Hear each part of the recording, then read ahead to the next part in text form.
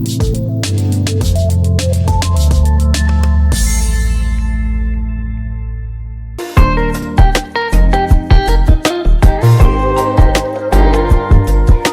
शिंदे गुट की शिवसेना ने नवी मुंबई के लिए अपना घोषणा पत्र जारी किया है।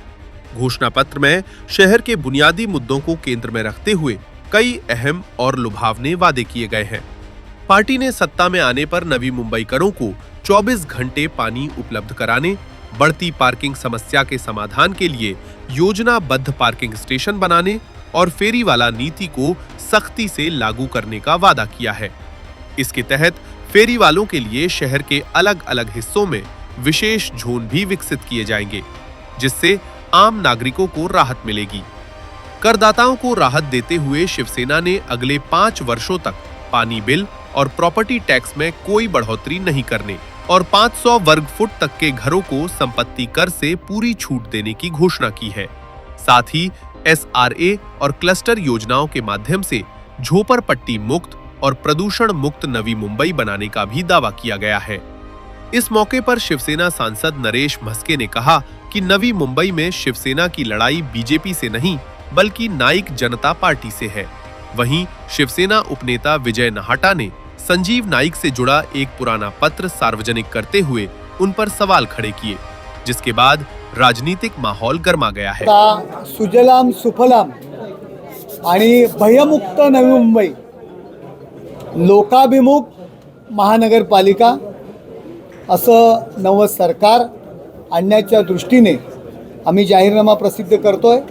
चांडाळ चौकडीच्या नातेवाईकांच्या जाचातून केवळ टेंडरयुक्त जी महानगरपालिका ज्यांनी केली होती त्यांच्यातून मुक्त करण्याकरता शिवसेनेने हे पाऊल उचललेलं आहे।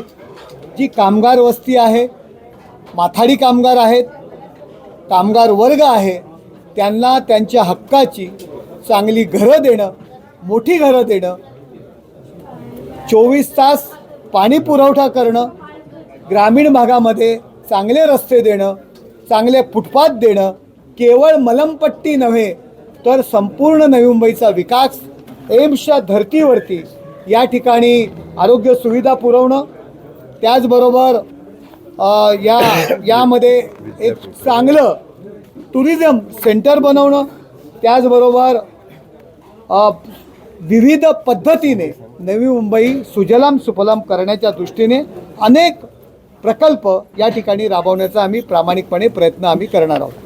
तुम्ही आता म्हणालात की नवी मुंबईमध्ये आमची जी लढाई आहे ती शिवसेना मूळ भाजपवासी विरुद्ध NJP पार्टी, ही भाजप नाही आहे, बीजेपी नाही आहे, NJP नाईक जनता पार्टी यांच्याबरोबर आमची लढाई आहे। नगरसेवक हे काम करणारे तिथे आम्हाला निवडून द्यायचे, नंदी बैलाप्रमाणे गुबू गुबू केल्यावरती मान हलवणारे स्वतःचे नातेवाईक आम्हाला नको आहेत। सर्वसामान्य जनता, जी जनता नवी मुंबईमध्ये या ठिकाणी काम करते, या ठिकाणी राहते, यांच्यातील प्रतिनिधी आम्हाला त्या ठिकाणी नगरसेवक म्हणून पाहिजेत। नंदी बैलाप्रमाणे मान हलवणारे, सूर्याला चंद्र म्हणणारे आणि चंद्राला सूर्य म्हणणारे नगरसेवक लोकप्रतिनिधी नको आहेत। नवी मुंबईचे विकास करणारे लोकप्रतिनिधी आम्हाला हवेत। तुम्ही नोव्हेंबरमध्ये प्रचार म्हणजे नेमकं काय? म्हणजे संघाचे लोक आमच्या बरोबर आहेत। एक संघ म्हणजे सर्व जाती गोष्टीतील, सर्व विविध भाषेतील, विविध प्रांतातील, सर्व राज्यातील लोक एक संघ म्हणून नवी मुंबईचा विकास करणार।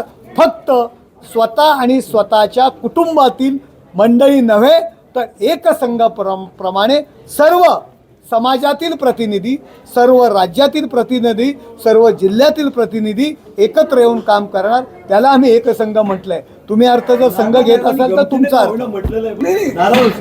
हे बघा, नाराज गट आहे आमच्यापेक्षा तुम्हाला जास्त माहिती आहे नाराज कोण आहेत, काय आहेत। परंतु आमची लढाई ही भाजपशी नाही आहे। आम्ही केंद्रातील नरेंद्र मोदींजींचं नेतृत्व आम्ही मान्य केलेलं आहे, त्यांच्यासोबत आम्ही काम करतोय। तुम्ही मला एक तरी उदाहरण द्या, नरेंद्र मोदी असतील, अमित भाई शाह असतील, भारतीय जनता पार्टी असेल, त्याच्यावरती विरोधक जे टीका करतात त्याला एक तरी उत्तर या नवी मुंबईतून आलेलं आहे का? एक तरी उत्तर, प्रत्युत्तर. या उलट जी लोक माननीय मोदी साहेबांवर, माननीय फडणवीस साहेबांवर, माननीय अमितभाई शाह, माननीय केंद्राचं धोरण असेल त्याच्यावर टीका करतात, अशा संजय राऊत आणि उद्धव ठाकरे अशा व्यक्तींबरोबर यांच्या BKC कुठल्या हॉटेलमध्ये मीटिंग होतात, त्यांचा एकोपा कसा आहे याची उदाहरणं आपल्यासमोर आहेत.